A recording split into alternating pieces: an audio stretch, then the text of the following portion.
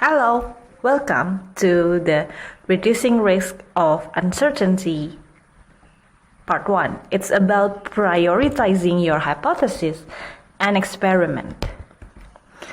So, hypothesis is an assumption that your value proposition and your business model or strategy builds on. It's what you need to learn if your business idea might work or not. It relates to the feasibility, desirability, viability, or adaptability of the business idea. So, where do our hypotheses come from? It's the things that we think is true, but we don't know. So, it's assumptions related to our customers' pain and gain. It is something that you believe in, but in real case of business case, you might want to ask yourself or your team whether it is true or not. So you need to find the evidence with a string of experiments. So ask what we need to be true in order for our business idea to work. There are different types of hypotheses. First is desirability. Questions that answers aspects like, do customers want it?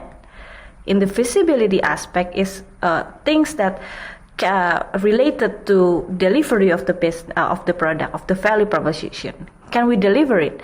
Can we manage the technology? Can we build this thing? And in the viability is about, can we make more money than we spend? Our revenue assumptions, our cost assumptions. And in the adaptability of the business, it's the questions like, is the market timing right? How is the competition out there? What are the current market trends? What are the current changes in the market? So your next questions might be, are all hypotheses equally important? The answer is no. You need to make priorities. You'll need to start from desirability hypothesis.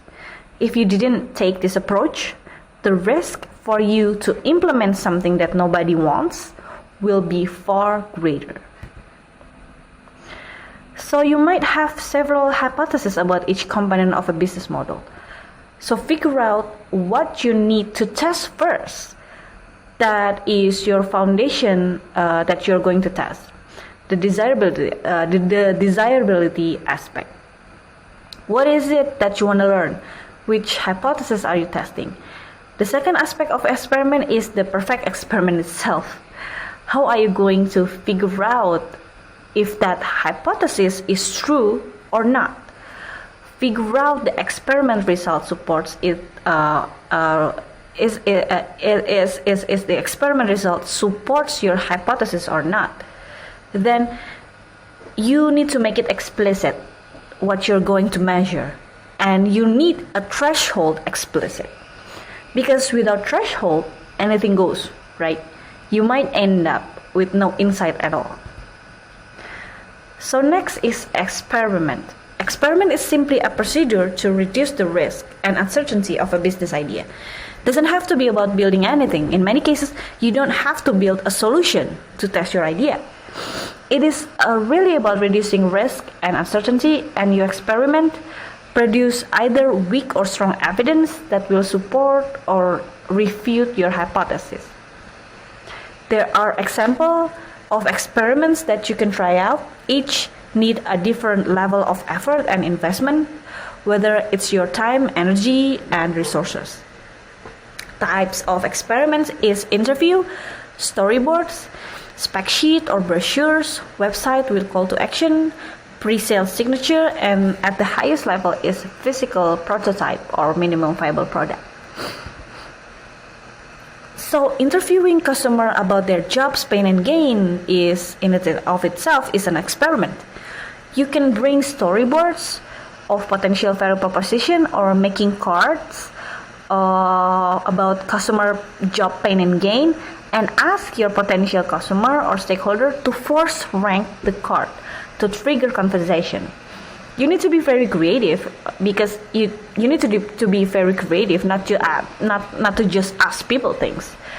But I'm thinking about storyboards, cardboards, and etc.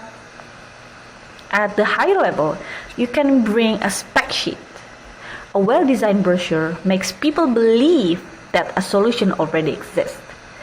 Spec sheet is about itself is a minimum viable product. So you see, you don't need to build something to get people to comment on a solution. Having a spec sheet or a brochure of a solution, making it feel real already. Then we can explore areas about what customers will tell us if they're interested or not. So this is really about listening to customers, and they will tell us whether they need our solution or not. However, what our customers said is not necessarily what they do. So we want to look at another couple of experiments.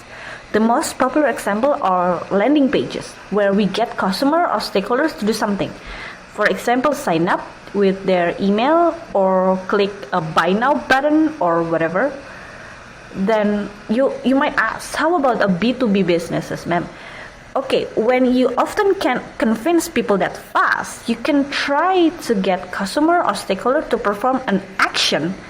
For example, signing a document, even if it's not legally binding, or recommend your product to other people. In the higher level of the experiment is when you start building minimum viable product.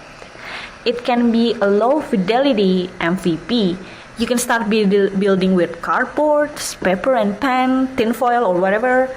And in the higher fidelity prototype can be in the form of app mock-up that already have interaction on it, a 3D printed mock-up, or it can be a service simulation. I hope my explanation helps you to prioritize your hypothesis and design experiments that can help you to reduce the risk of uncertainty.